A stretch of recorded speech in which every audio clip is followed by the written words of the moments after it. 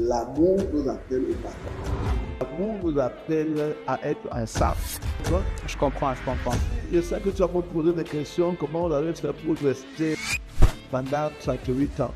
C'est parce que pendant 38 ans, je partage l'amour avec quelqu'un que même quand je voyage, je veux le voir sa face. Wow. Wow. Je veux regarder encore la photo là, comment elle est, s'il était près de moi, son sourire. Wow. Souvent, je vais dans les missions, je vais voir 2 mois. Et tu vas voir que j'ai abrégé ma mission pour 1 mois. Il faut que je l'aille. Wow, wow, wow. Ça me manque.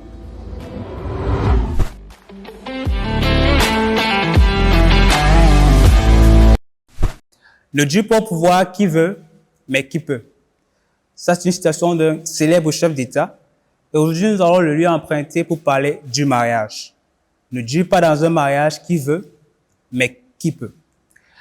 Par la grâce de Dieu, nous avons un invité très spécial aujourd'hui qui va nous partager son expérience. Parce qu'avec plus de 38 ans dans le mariage, disons 38 ans dans le mariage, il a de quoi?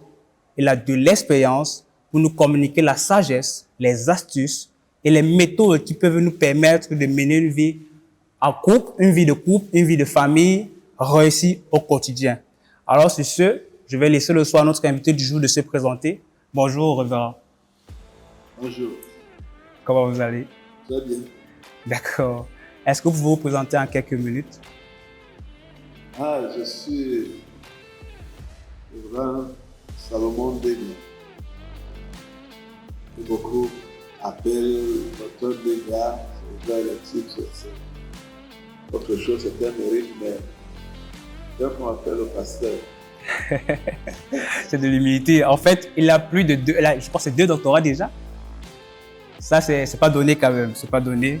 Et il est important de donner à César ce qu'il mérite, ce que César mérite en fait. Amen. J'ai dit Amen. Je suis habitué sur mon pasteur. D'accord. D'accord. Aujourd'hui, nous t'avons invité dans le cadre de cette émission pour que tu partages avec nous ton expérience dans le mariage.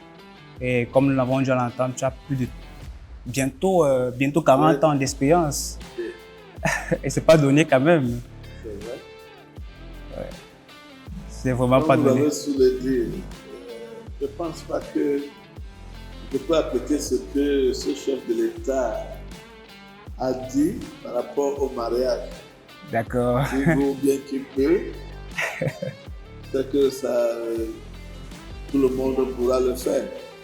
Ok. Mais nous voyons que dans le cadre chrétien, parce que je veux qu'on puisse quadriller cela, D'accord. que nous sommes dans un cadre chrétien. Le mariage, ce n'est pas celui qui veut, qui peut. Ok. Et ici, c'est la grâce de Dieu. D'accord. Parce que Dieu est celui qui a inventé, laissez-moi un peu employer ce mot, ou bien fabriquer, ou bien toute autre chose qui peut venir, qu'on appelle mariage. D'accord. Et je crois que comme tout appareil qu'on peut utiliser, on regarde le manuel de cet appareil, et même le mariage, c'est la même chose. Donc Dieu nous a donné ce don, le mariage. Comment le faire? Ce n'est pas celui qui peut, mais celui qui regarde ce que ce manuel que Dieu a donné, c'est lui qui a inventé cela. D'où le besoin d'avoir des personnes qui nous instruisent à comprendre comment est-ce qu'on utilise ce manuel-là. Bien sûr, mais il faut lire. D'accord. On peut être autodidacte, lire et comprendre. Mais ce que Dieu demande, ce n'est pas difficile, pas du tout. Il y a les gens qui peuvent lire de manière d'un téléphone et le manipuler. Et c'est la même chose. Dieu a fait cela, c'est très, très simple. En vous entendant, on pourrait dire qu'à l'église, les mariages sont beaucoup plus faciles qu'à l'extérieur. Et je le dis bien. Je crois que c'est chacun, venant auprès de celui qui a inventé ou bien qui a créé le mariage, c'est plus simple devant lui que de dire, parce que l'Église peut avoir les dirigeants qui sont des problèmes, qui peuvent bloquer un mariage. Mais celui-là qui s'y t'oriente, alors tu sais que ce que tu veux faire, tu pourras réussir. Donc, ça veut dire que le plus important, c'est de s'accrocher De s'accrocher à Dieu. à Dieu. Donc, ce n'est pas le qui peut, mais c'est plus une affaire de se rapprocher de celui qui a inventé l'institution. D'accord, merci beaucoup, pasteur. Donc, en quelques minutes, est-ce que vous pouvez nous dire quelle est la vérité que lorsque vous entrez dans le mariage, vous pensiez connaître, et lorsque vous êtes entré dans le mariage, vous vous êtes rendu compte que c'était réellement pas ça du tout? Bon, lorsque j'entrais dans le mariage étant jeune, je crois que c'est cette histoire que, bon, tu as une femme et elle connaît tout. Alors toi, l'homme, tu es là, elle te sert, tu donnes les ordres et puis, fin de fin, ce n'était pas ça. D'accord, d'accord. Je croyais que c'était ça. Et aussi, avoir quelqu'un qui est près de toi, avec qui vous pouvez partager seulement, puis, bon, vous montez, vous descendez, mais tout de suite, j'avais trouvé que ce n'était pas ça. J'aurais souhaité que ma femme soit là parce que je savais que c'était ça.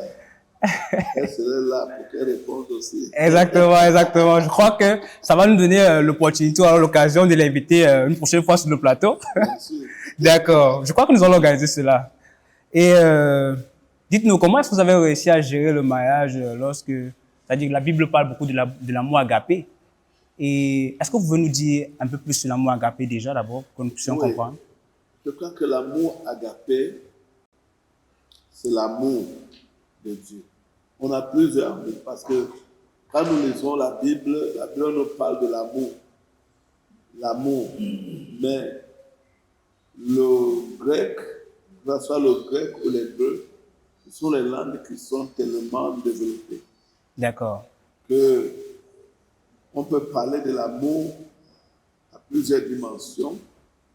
Nous avons l'agape, nous avons philéo, nous avons eros, et quoi c'est quatre, hein? L'autre, j'oublie, si ça me revient à la tête, j'oublie. D'accord. Mais quand on parle de l'agape, c'est l'amour de Dieu. L'amour de Dieu. Oui. Quand on vient à philéo, c'est l'amour pour un amour. D'accord. Donc c'est bien différent. Donc quand tu viens donc dans l'agape, qui est l'amour de Dieu, c'est un amour qui est inconditionnel.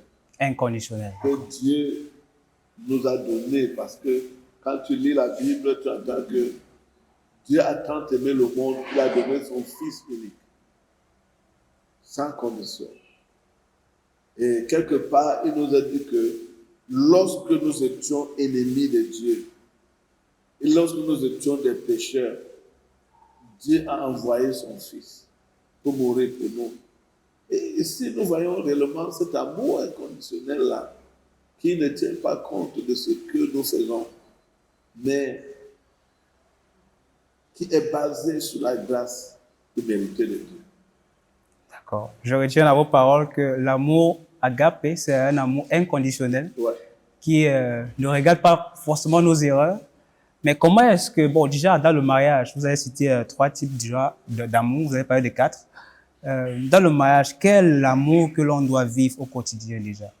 Je pense que la gap est cet amour. Agapé, d'accord. Ouais. Ok, je reviens maintenant sur ce que vous avez dit tout à l'heure. Vous avez dit que c'est un amour inconditionnel Ouais. qui ne regarde pas forcément les erreurs. Comment donc cet amour se vit lorsque tout jeune couple vous entrez dans le mariage et puis vous faites face à votre première crise, peut-être de mésentente liée à peut-être le ménage ou la gestion financière? Mais je pense que déjà, il y a des préliminaires quand il faut se marier. Il faut d'abord que vous connaissiez. Tu dois connaître mon caractère, je dois te connaître.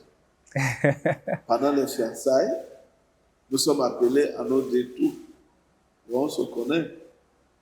Or, lorsque je me mariais, je disais à ma femme, je suis un passoire. Quand l'argent entre dans mes mains, Ça va sortir aussitôt. ça sort aussitôt. Si quelqu'un vient pleurer un besoin ici, sache que ça va Ça va partir. partir. Donc, je ne sais pas si tu es de cet avis. Il faut qu'on s'attende parce que demain, que tu ne dises pas que j'ai gaspillé l'argent du foyer et puis on a des problèmes. Alors, à partir de ce moment, on commençait à se comprendre. Elle m'a dit ce qu'elle était aussi et puis on a commencé à voir. Donc maintenant, c'est ici donc que nous commençons à nous comprendre et à nous améliorer. Comment est-ce que je vais accepter mon partenaire avec ce qu'elle m'a dit, ce qu'elle m'a présenté? Comment est-ce que je vais l'accepter? C'est ça le problème. Ah, justement. Parce que, bon, il y a un adage qui dit l'amour rend aveugle, mais sauf qu'on est dans le mariage, les réalités changent parce que on n'est plus seulement dans les sentiments et puis la réalité est présente et parfois c'est pas facile de gérer. Oui, les gens disent que l'amour est aveugle tout simplement parce qu'ils ne veulent pas apprendre sur l'amour. Ok, ok. Et en ce moment-là, l'amour devient aveugle. Mais au moment où tu apprends sur l'amour et que tu apprends à connaître ton partenaire, l'amour n'est plus aveugle. Là, tu sais, si tu vas aller épouser un bandit de chemin, tu sais que c'est un bandit, hein? Oui, oui, oui. Bon, oui, là, oui. tu l'acceptes tel qu'il est. Mhm. Là, l'amour n'est pas aveugle là. Tu sais, et tu connais les conséquences de demain. Si on l'attrape, s'il a des problèmes, donc tu es prêt à supporter. C'est vrai que sur le coup, ça rend réaliste. Bon, mais pour la plupart des jeunes, on ne conçoit pas souvent la chose de la même façon. Et puis, c'est justement pour ça qu'on a besoin des conseils des aînés pour nous aider à y voir plus clair. Oui, c'est aussi là le problème que je veux dire que les jeunes n'aiment pas. Des fois, ils pensent que tu les mets les bâtons dans les roues. Ouais, tout à fait.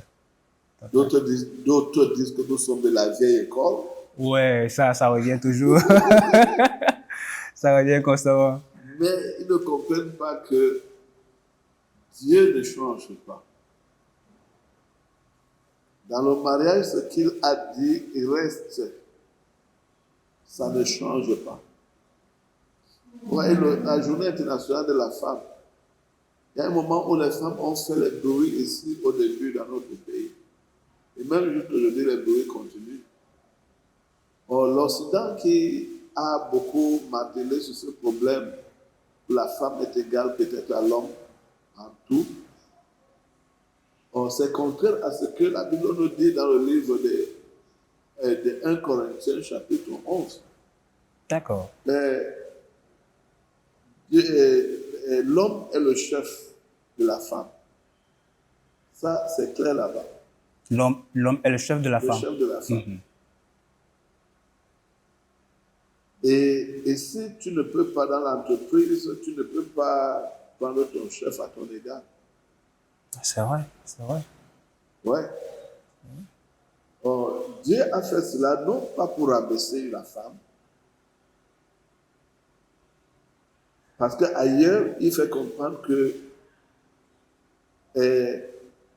on doit se respecter mutuellement. Exactement. Exactement. C'est-à-dire qu'il faut équilibrer les choses. Mais il faut donc que nous prenions intégralement la parole de Dieu afin que qu'est-ce que je dirais? Afin qu'il ait de l'amour. On ne peut pas dire qu'il est chef. Chez nous en Afrique, chef veut dire que tu es le roi, tu peux marcher au-dessus des gens. Exactement. C'est justement la pensée qui est derrière le thème de chefferie. Mais ce n'est pas ça, ce n'est pas ce que Dieu veut dire. Ok, pasteur. Dieu ne veut pas dire cela. Et pourquoi il dit, plutôt à la femme, soumets-toi à ton mari, et au mari, aime ta femme. Aime ta femme. Exactement. la soumission, là, ne veut dire pas que la femme devienne le rebut, quelque chose qu'on peut marcher dessus. Non. C'est simple. Mais quand on parle de la soumission, le monde a pris la soumission comme c'était l'esclavage, ou bien comme c'était quelque chose, il faut qu'on te marche dessus. Mais non, ce n'est pas ça. Et si Dieu veut apporter un élément de symbiose, de réciprocité, OK. afin que les deux aient l'harmonie, tu vois? Tout à fait, tout à fait. Et quand cette harmonie est là, le mariage devient beau. Ça veut dire que jusqu'à ce que chaque partie de la relation comprenne son rôle, Bien sûr. le mariage ne peut pas être ce qu'on espère. Il y a notre ancien surintendant émérite qui est aujourd'hui avec le Seigneur, qui avait écrit un livre, Le mariage est une profession noble. Et là-dedans, il a dit ceci. Le mariage est un théâtre que Dieu a donné à l'homme. Un théâtre. Un théâtre. Wow. Et de chacun a son rôle à jouer. Wow. Ne te fie pas si l'autre ne joue pas son rôle. Wow. Mais toi, joue ton rôle normalement. C'est délicat parce que tout à l'heure, vous avez parlé de réciprocité. Oui. Et naturellement, dans un mariage, on s'attendrait à ce que le conjoint qui est en face nous renvoie à sa sœur si jamais on lui présente de l'amour ou alors ce qu'il attend. Donc, mais dans le cas où on doit jouer son rôle à 100% sans attendre. Oui, sans attendre une contrepartie. Mais là, ça demande du travail, hein, de Oui, la bon, maturité. bon, parce que aussi, le mariage, c'est l'intendance. OK. Or, comme je l'ai dit tout à l'heure, le mariage n'est pas quelque chose que nous avons fabriqué, ce n'est pas pour nous, c'est Dieu qui nous l'a donné. Et la femme que tu as, c'est la femme que Dieu t'a donnée. Wow. Et tu dois comprendre donc que pour gérer cela, la Bible dit que tout appartient à Dieu. Il n'y a rien de ce que nous avons, que nous n'avons pas reçu de lui. Reçu de lui, exactement. Donc si nous avons reçu de lui, nous devons donc être des bons intendants. Parce que nous allons rendre les comptes à Dieu un jour à propos de notre partenaire, si nous l'avons méprisé, si nous l'avons piétiné, si nous ne l'avons pas respecté. Demain, ça sera là. C'est pas aujourd'hui, le monde et l'Occident nous présentent les choses différemment. Mais c'est ce que le livre, le manuel de celui qui a nous enseigne. Okay, bah, vous avez dit tout à l'heure que c'est Dieu qui donne la femme. Ouais. Mais ben, la question que je me pose déjà, c'est comment est-ce que vous avez rencontré maman? Ah, c'est une longue histoire. Ah, je crois qu'on a quand même du temps, hein, on va l'écouter attentivement quand même. C'est une longue histoire. Je suis devenu pasteur très jeune, Wow. à l'époque où, bon, c'était aussi difficile. On voyait les pasteurs, les hommes qui étaient des vieux, pas des jeunes. OK, OK. Et donc, pour cela, la plupart des pasteurs à l'époque étaient vraiment pauvres. Wow. Et pour t'approcher près d'une fille, tu dis que tu te prends comme un pasteur. Ah, Bon, c'est brouillé ses chances. mais la chance que la jeune fille là m'avait dit oui. Wow. Mais ça a pris beaucoup de temps de prière. Beaucoup de temps. J'ai passé au moins 8 ans pour prier. 8 années. 8 années. Seigneur. C'est énorme quand même. Et dans ces 8 années, c'est chaque jour que je disais à Dieu, le jour où elle sera là, montre-la moi. Imprègne dans mon esprit que c'est elle. Et véritablement, Dieu l'a fait. Donc ça veut dire que lorsque vous avez eu la certitude. Non, le premier jour même. Et C'est-à-dire, j'étais dans un culte où j'avais parlé du Saint-Esprit et il fallait amener les gens dans le baptême du Saint-Esprit. Or, ça, c'est un moment où, en tant que jeune serviteur de c'est un moment saint. Ouais. Ce n'est pas un moment de n'importe quoi. Bon, aussitôt, je lance l'appel, je vois la jeune fille la sortir. Je me dis, voilà ta femme. Elle dit, ah, ça c'est quoi? Elle dit, ça c'est la convoitise. J'ai commencé à me repartir. Et aussitôt que je l'impose les mains, la va tomber et je ne voulais pas, elle était bien habillée. Je ne voulais pas qu'elle se salisse. J'ai directement. Vous l'avez tenue.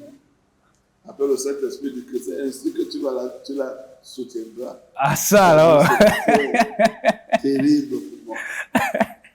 Wow. Mais la réalité était là. Palpable. J'ai rejeté cela. Et après, c'est mes diaconesses à l'église qui venaient me dire que tu dois te marier. Parce que nous voyons déjà que cette église avec les jeunes filles là, d'autres disent que c'est elle que tu veux choisir. J'ai dit, je n'ai parlé à personne. Et la diaconesse là me pose la question, tu n'as pas vu parmi les filles là? Elle dit non, je ne vois aucune. Elle me pointe le doigt et elle pointe le doigt De cette sœur. de cette sœur. Elle dit ah. Il y avait donc aussi ma cousine qui était avec moi et elle, bien sûr, elle était mariée et elle avait dit que je dois passer chaque midi chez elle. Ah bon? Et oui, je dois aller manger là-bas. Elle et son mari, on dit que je dois manger là-bas. C'est pas bien que le pasteur soit à la cuisine. Il doit aller lire la parole de Dieu. Mais c'était bien pour moi. Il n'y avait pas de problème. Et un jour, elle m'appelle. Elle dit, pasteur, je peux faire comme ça que je suis en train de te détruire, que tout le temps tu vas manger. Un moment va venir où tu vas te manger. Il faut que tu cherches une femme. Wow. Je lui ai dit, mais toi aussi tu es entré dans la chanson des autres. Elle dit, d'autres dont on a déjà parlé. Elle dit, oui. Elle dit, mais tu ne vois pas des filles à l'église? Elle dit, non, je ne vois pas. Et qu'elle fait encore? Elle me pointe. La même sœur. Je dis, mais il se peut que vous êtes entendu. Et c'était pas ça. Mais je comprenais que Dieu voulait me faire comprendre que c'est ça. Ouais. Et justement, c'était comme ça. C'est comme ça que je la rencontre. Cette histoire est vraiment fat. On dirait un conte de fées ou alors on dirait une histoire de romance coréenne. Parce que, et puis, le point central dans l'histoire, c'est que c'est Dieu qui est au centre. C'est Dieu qui est au centre. Wow. On en Parce est. qu'il lui avait dit de me faire voir, de me faire, c'est-à-dire d'imprégner cela dans mon esprit. Et moi-même, j'étais sûr. Je savais que c'est ça. Mais comment confirmer? Comment confirmer, justement. C'est là où j'allais en venir tout à l'heure. Et puis, Dieu vous a montré par une succession de signes qu'est-ce que c'était la promesse. Dieu m'a parlé par ses sœurs. Wow. Elles ne sont pas venues à l'église dire, c'est pas l'Éternel, voilà ta femme. Elles m'ont pointé, voilà ta femme. Wow. Wow. Et là, ça nous interpelle aussi à peut-être, comment dirais-je, demander l'aide du Saint-Esprit. Normalement, je dis toujours à tous les jeunes, ne vous empressez pas, prenez le temps, priez. Le Seigneur va vous guider. Amen. J'espère que vous écoutez nos chers auditeurs parce que ceci est un conseil très important pour nous, la jeune génération qui souhaiteront entrer dans le mariage dans l'avenir. Alors pour revenir, pasteur, dites-nous comment est-ce que vous avez réussi tout au long de ces années à gérer, parce qu'un mariage, c'est deux personnes qui vivent ensemble au début. Et quelqu'un a dit un jour, deux personnes qui vivent ensemble ne peuvent pas échapper à des conflits. Donc, comment est-ce que vous avez su gérer au quotidien ces réalités qui nous ont rattrapés là? Bon. C'est vrai, la Bible déclare que tous les deux deviendront une seule chair. L'habitude de dire quand je fais le conseil de mariage, je fais comprendre aux gens que c'est vrai, vous devenez une seule chair, mais vous avez deux cerveaux. Une seule chair, mais deux cerveaux. Ouais. D'accord. Et parce que la femme réfléchit souvent par anticipation que l'homme. Wow. Et elle réfléchit beaucoup. Et la personne qui doit exécuter des fois, c'est l'homme. C'est l'homme qui donne le go ahead. Et les deux doivent être dans la même diapason. Et ceci ne peut que venir lorsque ils s'entendent, ils vont devant Dieu présenter leurs projets. Il y a des fois, certaines choses peuvent arriver. Bon. Et quand ça arrive, on fait ce qu'on veut faire parce qu'on croit qu'on est en train de bien faire, alors que de l'autre côté, ton partenaire ne va pas accepter cela avec toi. Tout à fait, tout à fait. Et ça arrive là-bas. Mais c'est ici que le consensus entre. C'est-à-dire être capable de ne pas toujours être rigide, mais de compromettre même quand tu as raison. Wow. Faire des compromis même quand on a raison. Oui. Quand tu as raison. C'est donc peut-être chemin faisant que ton partenaire va trouver que, oh, l'homme-ci avait raison. Il avait tort. Or, si vous avez bâti votre mariage sur cet fait où vous êtes capable de demander pardon l'un à l'autre mutuellement, ça va directement. Ça, c'est un concept qui, je pense, en Afrique est un peu difficile. Ah oui, parce que nous avons grandi dans une culture, puisque c'est la culture qui gouverne tout ce que nous faisons. Exactement. Où l'homme, comme je le disais tout à l'heure, est le chef. Donc, il faut croire qu'il ne peut pas faire d'erreur. Ouais, ouais. Et puis, il faut que ce qu'il dit, c'est ce qui passe. Mais non, la Bible ne nous dit pas cela. La Bible ne nous fait pas comprendre cela. La femme aussi créée à l'image de Dieu. Et elle a le concept de Dieu. OK. Et qui veut dire qu'elle peut aussi être créative. Et elle peut apporter quelque chose de réel. Oui. Donc c'est pourquoi le conjoint doit l'écouter. Même si ce n'est pas bien, mais l'écouter. Si vous communiquez bien, il n'y a rien de cache-cache. On ne cache rien. Et tu émets ton idée, tu dis ce que tu veux faire. L'autre, peut-être, si c'est bon, va prier pour toi. Et c'est normal. Ne fais pas quelque chose à l'improviste. C'est vrai que ça peut aussi arriver. Mais, essayez de vous attendre. D'accord. Donc, ce que je retiens, c'est que, premièrement, il faut apprendre à faire des concessions. Ouais. Deuxièmement, il faut être apte à demander les excuses ou à demander pardon quand on a tort, c'est-à-dire reconnaître son tort. Et nous comprenons que ça, c'est l'un des problèmes principaux ici en Afrique parce que la conception du chef, déjà. Ouais. Et la troisième des choses, c'est que la femme est créée à l'image de Dieu. Donc, elle a également de la conception, elle peut être imaginative, créative et tout ça, et il faudrait l'écouter. Ouais. Ouais, formidable. Et puis, j'aimerais maintenant comprendre. J'ai lu un livre sur les langages de l'amour, par exemple, celui de Gary Chapman. Or, il disait que la plupart des mariages échouent parce que les deux partenaires ne se comprennent pas ou ne parlent pas forcément le même langage de l'amour. Donc, comment est-ce qu'en Afrique, on peut aider comment dirais-je, nos parents et nos jeunes mariés aujourd'hui à comprendre ce concept-là? C'est des fois étonnant pour certains écrivains quand ils écrivent. Je ne sais pas si celui-là est chrétien ou bien Oh, il est pasteur. pas Il est pasteur. les pasteurs. Mhm. Nous n'allons pas dans les imaginations. Hein, le langage.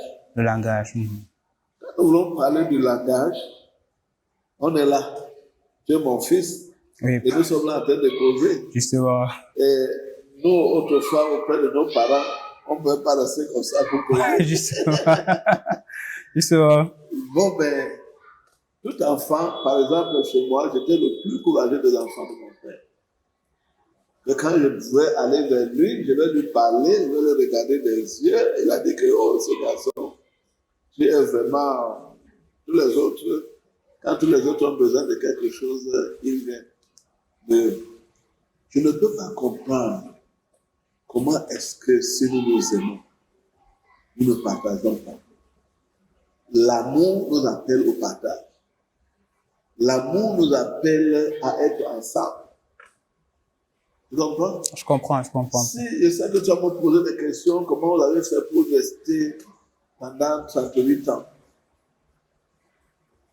Mais c'est parce que pendant 38 ans, je partage l'amour avec quelqu'un que même quand je voyage, je veux revoir sa face. Wow.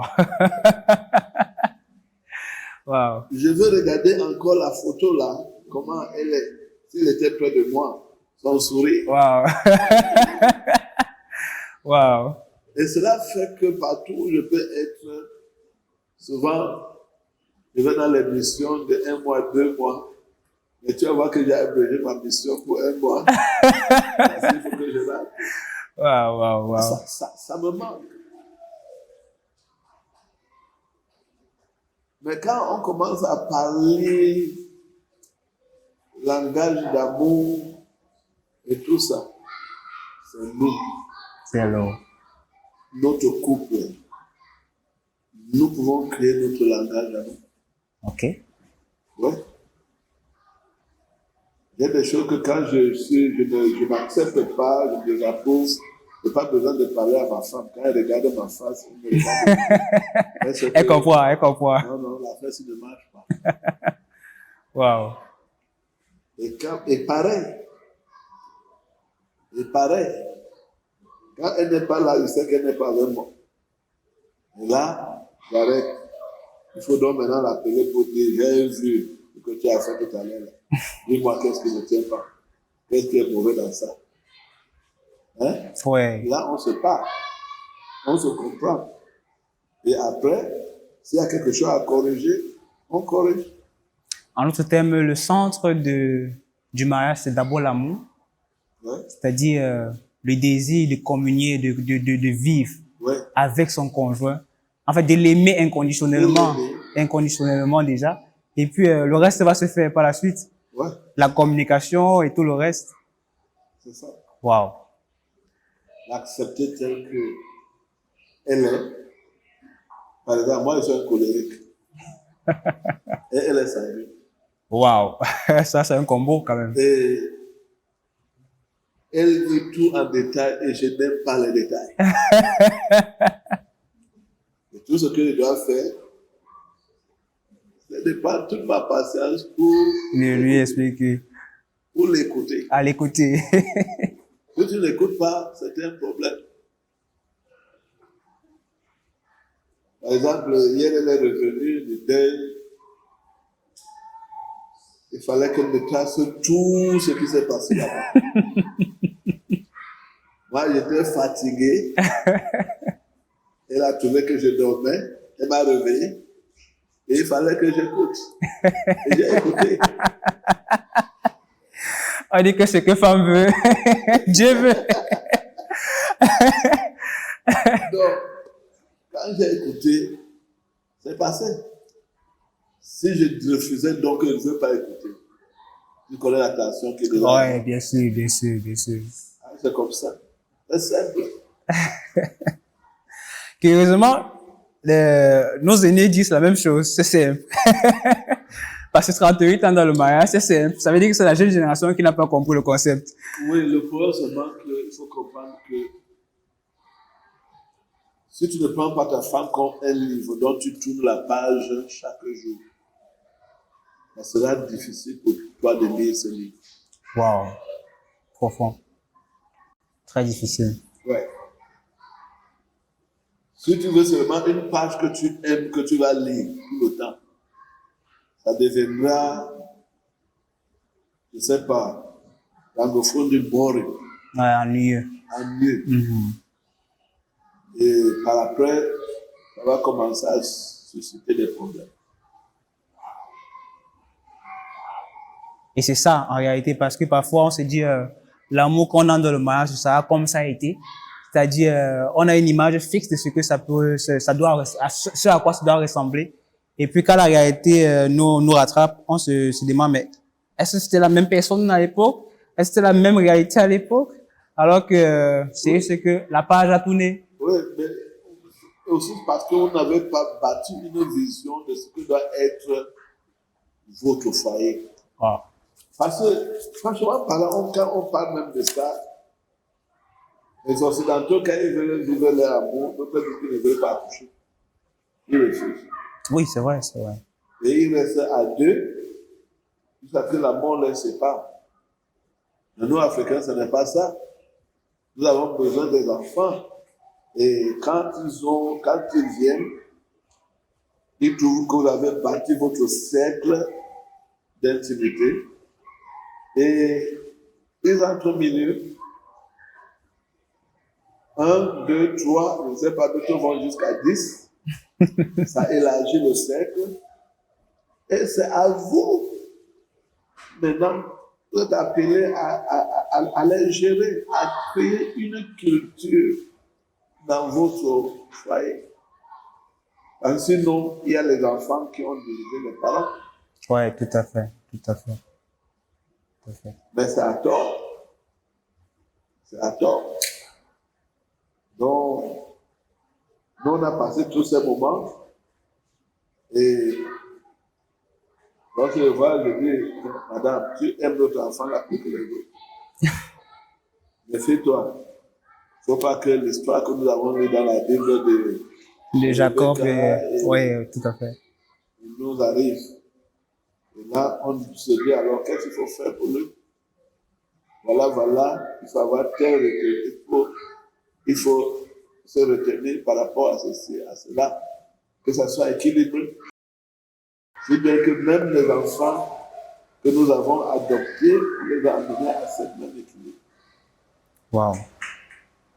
Ça, c'est un point très essentiel parce qu'après le mariage, ce n'est plus seulement deux personnes. Oui, Il y a les enfants. il y a les enfants. Bon, maintenant, j'aimerais savoir, quand les enfants interviennent maintenant, arrivent dans le mariage, comment est-ce qu'on fait pour garder l'équilibre là dont vous avez parlé tout à l'heure? Voilà. Je crois que c'est même la chose essentielle. Vous deux devez avoir votre temps d'intimité. Ou vous ne pouvez qu'être ensemble. Peut-être si vous avez les moyens, vous pouvez sortir.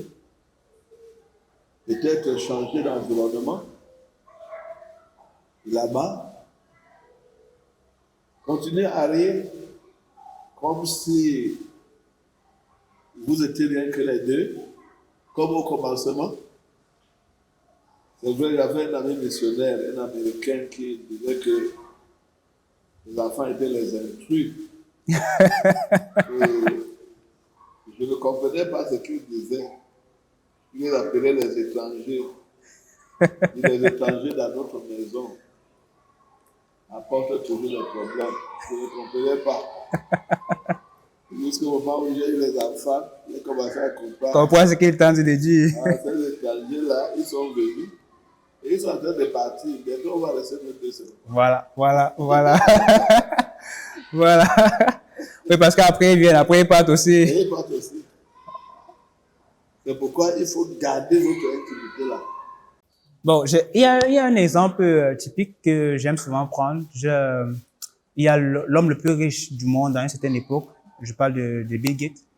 Après, je crois, 28 années de mariage, de vie commune avec son épouse, ils ont divorcé. Ouais. Qu'est-ce qui peut pousser un couple, disons, ils sont riches, ils ont les moyens de leur politique, à divorcer après 28 ans de vie commune, par exemple. La cupidité, l'orgueil. L'orgueil. Lorsqu'on ne peut pas peut-être pour quelque chose quelconque, les deux refusent de descendre de leur piédestal pour traiter le problème au même niveau. Chacun se suffit, ils étaient riches. Oui, beaucoup. Et les deux sont riches. Ils savent que, d'après l'écriture, s'ils vont divorcer, on va diviser les biens. Chacun sera riche. Oui, bien sûr, bien sûr. Ah oui. Donc, là, il n'y a plus de... Mais c'est ce qui est mauvais, c'est parce que Dieu n'est pas là. OK, OK. Donc, ça veut dire que, parce que certains disent que l'un des problèmes majeurs du mariage, c'est l'argent. Quand il n'y a pas d'argent, il y a des problèmes. Mais là, on voit quand il y a beaucoup d'argent et puis le mariage n'a pas survécu. Le mariage n'a pas le problème d'argent. Ce n'est pas le problème non plus de pauvreté. J'ai vu les pauvres qui se contentent de leur situation. Et tu y trouves de l'amour plus que jamais. Et j'ai vu les riches déchirés, qui se détruisent. Mais il y a l'argent, il y a tout. Mais dans tout ça, Dieu n'est pas là. Lorsque le maître du mariage n'est pas là, il y a problème. Ah. On a vu Jésus quand il y a eu problème au mariage de Cana. Il y a eu problème. Oui, bien sûr. Il n'y avait pas de vin. Il n'y avait pas de vin. Sa mère a su que il est là. Il est allé le voir. Quoique ce n'était pas son temps pour faire cela, il savait ce qu'il faut faire. Mais elle a plutôt dit aux disciples obéissez sur tout ce qu'il a voulu. Les disciples ont obéi. Et au moment donné, il a fait ce qu'il fallait faire pour rendre ce mariage beau, sécular, merveilleux. En d'autres termes, le mariage, c'est obéir à ce que le maître du mariage a donné comme instruction. C'est ça. Si c'était facile, si c'était autant facile, je me dis... Non, mais c'est facile. Hein? Oui, voilà. Pour nous, les chrétiens, c'est facile. Obéir pour nous à la parole de Dieu, c'est facile. Mhm. Parce que nous ne l'acceptons pas parce que nous voulons accepter ce que nos sens nous disent, mais nous l'acceptons par la foi. D'accord, pas la foi. Oui. Je lisais l'apôtre Paul l'autre jour qui disait nous ne regardons pas seulement aux choses visibles, mais au-delà de ce qui est invisible. Donc ici, c'est la foi qui agit. Donc nous croyons que Dieu est là, il nous aide. Et en plus, nous prions tous les jours pour notre foyer. Ça, c'est la chose la plus importante qui nous tient, qui nous garde. La prière. Ce n'est pas qui veut. Non plus qui peut, en même Non temps. plus qui peut. Mhm. Mais c'est la prière. La prière. Dieu aide-nous. Parce que chaque jour a ses situations. Chaque jour a ses problèmes. Et nous nous retrouvons là. Comment les résoudre? Il faut la sagesse divine. Wow. Alors, si la sagesse divine n'est pas là, nous allons par la chair, alors nous détruisons tout. Le but de la chair, c'est de détruire tout. Mais le but de l'esprit, c'est de bâtir. C'est de bâtir, c'est de bâtir. On disait un mariage est solide lorsque l'on s'appuie sur la parole de Dieu, sur les instructions de la parole de Dieu. Et c'est là on va avancer par la foi. D'accord, merci beaucoup, Révérend. Maintenant, une autre question. Moi, je me pose beaucoup de questions aujourd'hui sur les raisons pour lesquelles très peu de jeunes aspirent au mariage. Et j'essaie de comprendre pour apporter la solution. Pourquoi aujourd'hui, même à l'église, les mariages sont de plus en plus rares, de plus en plus difficiles. Ah, c'est parce que les jeunes ne veulent pas regarder la parole de Dieu. Il y a un jeune qui m'a dit qu'il est allé trouver une sœur. La sœur lui a regardé de la tête aux pieds. La sœur lui a dit que tu as quoi? Tu peux garder quelqu'un comme moi, je suis cher. Waouh, c'est fort quand même. Quand ma femme m'épousait, j'avais ma table, mon lit, ma bibliothèque et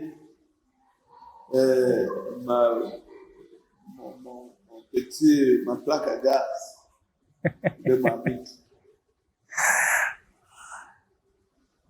Hein? Ça, c'est une époque quand même. Oui, mais avec elle, nous avons bâti le reste. Waouh. C'est honteux pour une femme d'entrer dans une maison qui est totalement équipée.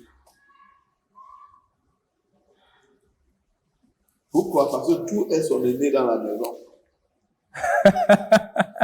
Oui, ça c'est vrai, ça c'est vrai, ça c'est pertinent. Et s'il arrive qu'il n'a pas un mari qui est tolérant, quand il casse peut-être un verre doré qui a coûté cher, le monsieur va dire, madame, ça a été cher. Oui, tout à fait, tout à fait. Mais si elle était là quand on payait ça, même ça se casse, le monsieur dira que, ok, tu vas changer ça. Toi-même. Ah ouais? C'est pertinent, tellement pertinent. Ça veut dire que c'est la vision de la femme aujourd'hui qui a changé. Ouais. Waouh. Waouh. Et même aussi des jeunes garçons. Oui, tout à fait, tout à fait. Parce que j'avais dit à un jeune gars, c'est, je pense, en 1993,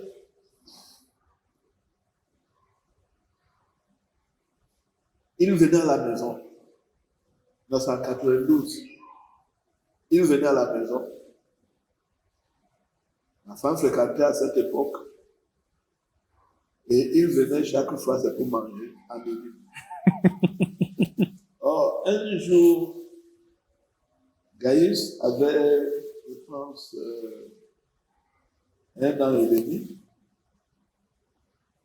Il parlait à peine, mais il a fait observation que chaque fois, le frère là vient quand on mange. 1 an et demi. À 1 an et demi.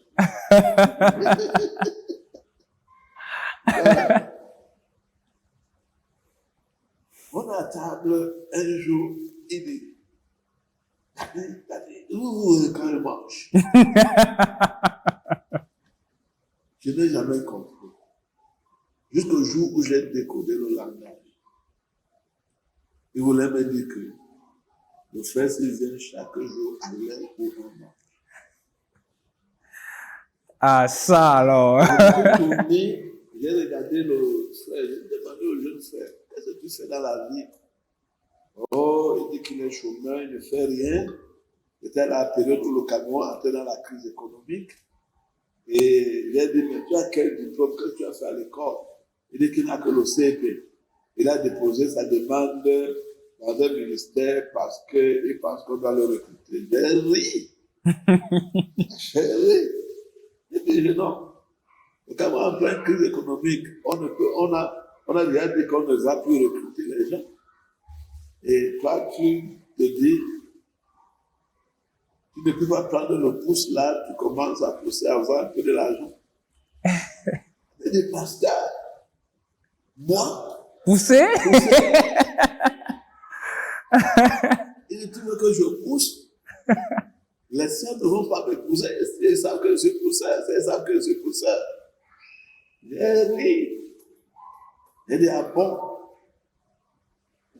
Moi, je n'accepterai jamais que tu épouses une sœur parce que tu es paresseux. Ouais. Ouais. Elle devait annoncer à l'église que tu n'entres dans aucune maison pour manger. Annoncer en pleine église? Ouais. Non. Il avait cru que je m'amusais. J'étais sérieux. Parce que son attitude ne l'aidait pas. Tu sentais un homme paresseux. Regarde, c'est un enfant qui fait l'observation, c'est pas moi. d'1 an et demi de C'est un an surcroît. et demi. Ça veut dire que la jeunesse aujourd'hui doit comprendre que nous sommes responsables de ce qui nous arrive en quelque Bien sorte. sûr. Wow. Mais aujourd'hui, il y a même des jeunes qui travaillent, mais je crois que la société a réussi à mettre dans nos esprits. Excuse-moi que je termine cette D'accord, histoire. d'accord, Tu vas poser ta question. d'accord. N'oublie pas. Mhm. Parce qu'elle est très importante. Et j'ai annoncé à l'église. Le gars a passé 2 jours sans manger. Le troisième jour, il est venu me dire qu'il n'a pas l'argent, il veut lever le pouce. Wow. Il est venu. J'ai pris 500 francs, on lui le pouce à 500 francs. Nous étions à Ébolo à l'époque. Wow. Il lui a donné l'argent. Il a levé le pouce. Le jour-là, il a travaillé, il a ramené 5 000. Tu peux imaginer ça? Ouais, j'imagine. 5 000. À cette époque-là aussi, c'est mais c'était pas petit. Je lui dis, OK. Chacun me dit, rentre, tu veux manger. Je continue. Et c'est ainsi que, au bout d'un mois, j'ai dû rassembler son argent, environ 300 quelque chose de. Ça veut dire que quand il finissait de travailler, vous remettez le... Il me remettait l'argent. Je lui remettais 500 francs. Il me les touche. À la fin du mois, je lui dis, voici ton argent. Quand tu as peur que les sœurs, parce que tu es poussé, elles ne vont pas te pousser. Bon, voici que tu étais vraiment débrouillard cette fois. Voilà. Donc, je peux donner une sœur à un jeune gars qui est débrouillard. Parce que je sais que si cette sœur aussi est débrouillarde, vous allez vous bâtir. Tout à fait, tout à fait. C'est ainsi donc que le jeune gars, il a dit non, je retiens le pouce. Mais je vais faire autre activité avec le pouce. Finalement, il a accepté d'être pousseur. Oui, je vais prendre le pouce, je vais aller payer les yeux, je vais livrer dans les boutiques. Wow. C'est comme ça qu'il s'est battu. Aujourd'hui que nous parlons, c'est un gars d'homme d'affaires. Il était un homme d'affaires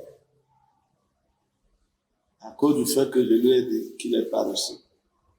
Et que s'il va vers une sœur, il va refuser. Ça veut dire que vous l'avez beaucoup aidé. Marié, il a les enfants. Wow, ça c'est une très belle histoire. Très belle histoire. Donc, qu'est-ce qu'il y a aujourd'hui parmi les jeunes? Peut-être pose ta question. Tout à fait. Parce que, qu'elle était intéressante. oui, justement, parce que je voulais comprendre. Aujourd'hui, même les jeunes, il y en a des jeunes qui se battent. Et aujourd'hui, la jeunesse a une conception du travail. Ouais. On pense qu'il y a un travail qui est noble. Il y en a qui n'est pas noble du tout. Comme ce frère-là. Il était pousseur. Et dans son esprit, c'était qu'une seule ne peut pas accepter un pousseur. Aujourd'hui, on vit presque les mêmes réalités. Sauf qu'il y a des frères aussi qui sont, je prends un exemple banal, il fait de la moto.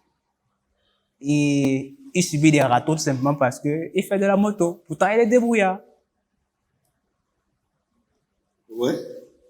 Donc, la société a réussi à mettre dans nos esprits que le mariage, c'est pour une certaine, je veux dire, une certaine catégorie de personnes. Peut-être tu as un bon travail, tu travailles dans un bureau. Non.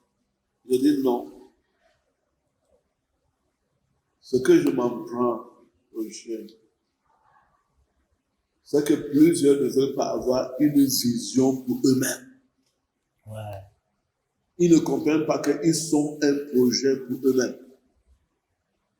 Qu'est-ce que je dois être demain? Et pour être ce que je dois être demain, qu'est-ce que je dois faire? Il n'a aucune vision, il n'a non plus des objectifs pour lui-même.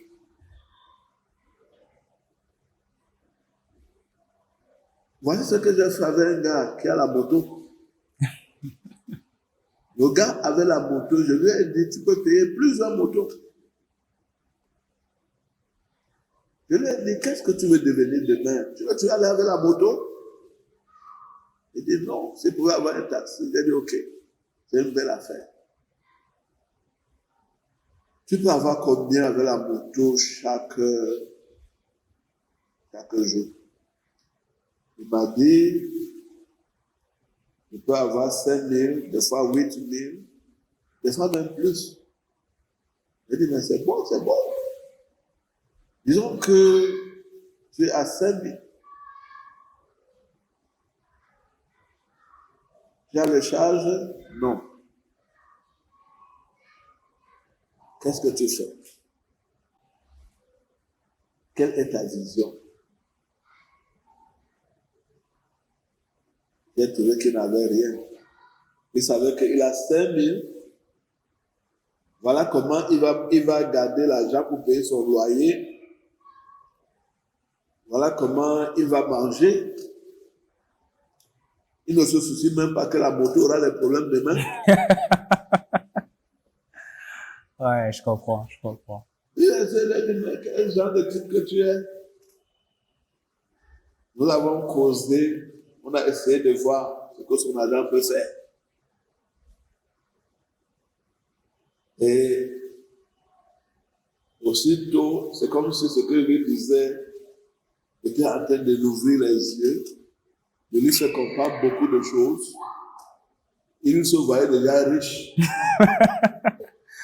Lui qui ne se voyait pas. Il ne se voyait pas. Il savait qu'il est condamné à être dans la moto. Wow. Aujourd'hui, il a les taxis. Il n'a pas un taxi, il a des taxis. Des taxis. Wow. Que d'autres personnes travaillent pour lui. Donc ça veut dire que la jeunesse doit comprendre que, je parle des hommes, Ouais. peut-être aussi des femmes aussi, que ton premier projet, c'est toi-même. C'est toi-même. Avant de penser à un projet commun avec ton partenaire. Ouais. Wow, c'est formidable. Et Là, là, tu n'as pas encore de partenaire. tu n'as même pas encore de partenaire. Ouais. Donc ça veut dire, moi, si je comprends bien personnellement, ça veut dire, si je dois l'appliquer à moi, ça veut dire, avant de penser au mariage, je dois penser à moi, c'est-à-dire penser ma vie comme un projet. Ouais. Et c'est dans ce processus-là que je pourrais avoir une vision de vie commune. C'est même dans ce projet-là que ton projet de mariage pourra même réussir. Parce que même le mariage est dans ce projet. Ok. Tu vois, cette année-ci, je vais travailler, il me faut avoir de l'argent, il me faut réaliser ceci, il me faut réaliser cela. C'est pourquoi il a tout dit à certains, tu as les objectifs spirituels, sociaux, Professionnel.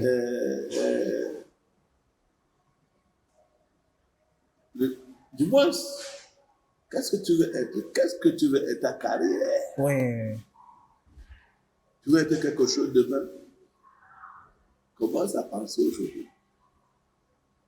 Comment tu veux te bâtir? Il dit, la richesse c'est dans la tête, la pauvreté c'est dans Dans la la tête aussi. Wow. Donc si tu es quelqu'un qui veut seulement travailler, tu peux avoir de l'argent, tu peux aussi avoir beaucoup d'argent, mais si tu n'as pas un projet pour toi-même, ce n'est pas seulement pour quelqu'un qui n'a pas l'argent. Ouais. Hein? Mhm. Je parle pour quelqu'un qui a l'argent maintenant. Tu demandes un jeune. Tu gagnes combien? Oh, pasteur, je gagne seulement 250 000. Hein? Seulement. Je lui dis, mais c'est beaucoup. C'est même énorme. C'est énorme. Et si c'est quelqu'un qui peut se donner, qui veut se bâtir, disons, venons à 100 000 francs. Mm. Hein? Ouais. Tu vois le jeune qui gagne 100 000, il va louer une chambre de 45 000. Tu penses qu'il va réussir? Non, c'est pas possible. C'est pas possible. C'est pas possible. Or, S'il veut réellement faire les choses comme un projet pour sa vie, il va voir comment trouver peut-être une chambre d'enseignement. Et à partir de là, il se bâtit petit à petit. Il se dit, voilà ce que je vais faire.